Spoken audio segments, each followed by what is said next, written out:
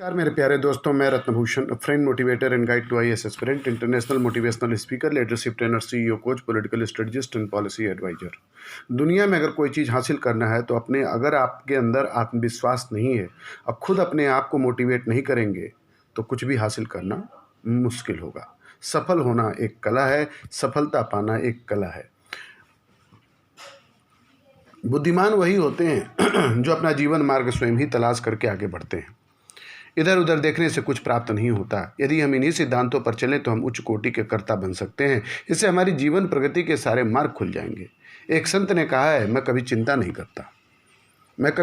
करता क्योंकि जिन बातों की चिंता लेकर बैठ जाऊं शायद वे कभी पूरे ना हों, किंतु जिन कार्यों में मैं व्यस्त हूं वे तो एक दिन अवश्य पूरे होंगे। फिर मुझे इस संसार में क्या लेना। जिसे चारों ओर अंधेरा ही अंधेरा नजर आता है। जो फैक्ट मैं बता रहा हूँ स्वेट मॉर्डन की पुस्तक उन्नति कैसे करें, यही आपका जीवन का मार्ग है। सच्चाई को पाना, चिंता को छोड़ देना। सच्चाई को पाना, चिंता को छोड़ देना। इस संसार में बहुत से ऐसे लोग हैं जो धन की दृष्टि से भले ही अमीर न हो किंतु फिर भी वे बढ़िया खाते हैं, अच्छा पहनते हैं, अच्छा चीज़ें खरीदते हैं। उनके शौक बहुत ऊंचे हैं। वे कभी भी घटिया चीज़ पसंद नहीं करते। ऐसे लोग एक दिन अवश्य बड़े बन जाते हैं। उसका कारण केवल यही होता है कि उनकी विचारधारा ऊँची है। ऊंची विचारधारा वाले लोग ही सदा ऊंचा बढ़ते हैं। उन्हें ही ऊंचा पदवियां मिलती हैं। ऐसे लोगों को ईश्वर पर भी पूरा विश्वास होता है।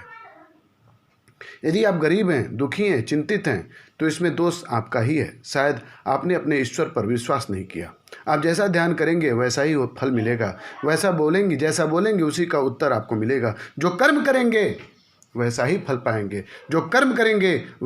पाएंगे। ईश्वर अपनी संतान में भेदभाव नहीं रखता। फिर एक अमीर और दूसरा गरीब क्यों है। दुनिया के प्रसिद्ध धनाढ्य व्यक्ति श्री बिल गेट्स ने कहा है, if you born in a poor family that is not your fault. But if you will die as a poor it is your fault.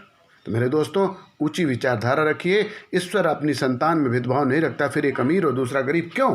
चिंता के अनुसार, आशा के अनुसार, विश्वास के अनुसार ही प्राणी पल पाता है। हमारी सफलता और असफलता के साथ मन का बड़ा गहरा संबंध होता है। सत्य एवं उचित विचारधारा रखना, निरंतर काम करने के लिए उत्साहपूर्ण ही रहना, उसे पूरा करने के लिए अपनी शक्ति पर विश्वास रखना, यही आपकी हर सफलता का रहस्य है। कई बार हम देखते हैं दो बालक इकट्ठा होकर एक काम को शुरू करते हैं या कॉलेज स्कूल में इकट्ठा पढ़ते हैं। पढ़ाई के बाद वे अपना जीवन आरंभ करते हैं। उनके पास विद्या के सिवाय कोई पूंजी नहीं होती। इन दोनों में से एक को बहुत अच्छे ढंग से खाते पीते पहनते देखते हैं। वह हर समय हंसता हुआ मस्ती मारता नजर आता है और दूसरा साथी वो उसके बिल्कुल विपरीत नजर आता है। न तो उसके चेहरे पर हंसी, न ही वो अच्छा खाता पीता है, न ही उसके रहने का ढंग अच्छा, पहनने के लिए भी अच्छे वस्त्र नहीं, बस हर समय बुझा सा नजर आता है। वो अपने रहने के लिए भी शहर के गंदे और सस्ते क्षेत्र में स्थान लेता है।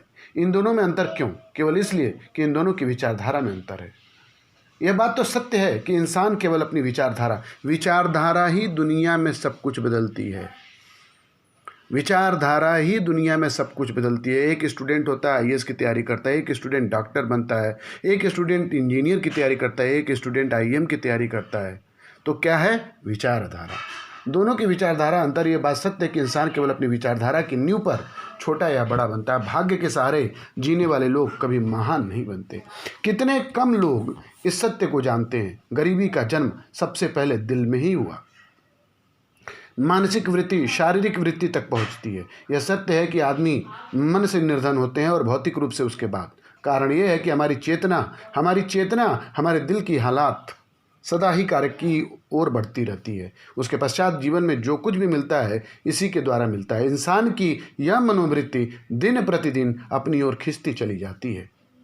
गरीबी के स्वभाव से बचो। अभावों की आदतों से ही गुजारा करने की आदत से बचने का प्रयत्न करो। जीवन की मूल आवश्यकताओं के बिना भी तो दिन काट सकते हैं। अपने विचारों को सदा ऊंचा रखो। गरीबी का रोना रोने की बजाय उससे संघर्ष करो। गरीबी को अपने मन पर राज्य मत करने दो। अमीरों का संबंध दिल से होता है। कई धनीवान गरीबों से भी छोटे दिल के होते हैं, उन्हें क्या आप धनवान कहेंगे? नहीं, वो तो गरीब से भी नीचे होते हैं। अपने को कभी छोटा मत समझो, ये विचार भयंकर है। अपने को कभी छोटा मत समझो, यह विचार भयंकर है। यह एक मानसिक घटियापन है। संसार के रचयिता ने अपने अनगिनत वस्तुओं में से किसी भी वस्तु को श्रेष्ठ को सुनने का अधिकार दिया है। उसने हमें यह अधिकार भी दिया है कि हम अपने लिए हर खुशी चुन सकते हैं। कई लोग ऐसे हैं जो बुरे समय के लिए धन इकट्ठा करने के चक्कर में पड़े रहते हैं। ऐसे लोगों के ऊपर संकट तो जब कभी आएगा तो देखा जाएगा, किंतु ये लोग संकट के पहले ही उसकी कल्पना करके अपने संकट में डाल लेते हैं। उनके ऊपर तो सबसे बड़ा संकट यही है कि उन्होंने अपने वर्तमान को संकट के भय के नीचे दबाकर सारे जीवन का संकट डाल दिया है।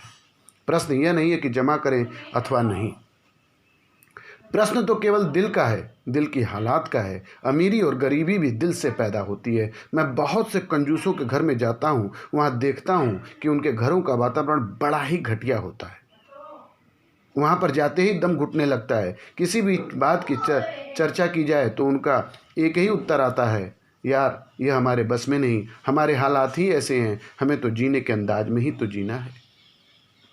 उनसे कोई पूछे, अरे भले आदमी, अपने मन की इच्छाओं को मारकर धन इकट्ठा करने को भी क्या आप जीना कहते हैं? यह तुम्हारा धन बुढ़ापे में किस काम आएगा, जब आपने अपनी जवानी की सारी रंगीनियों को कुचल डाला। जब तक तुम्हारे पास धन जमा होगा तब तक आप रोगी बन चुके होंगे।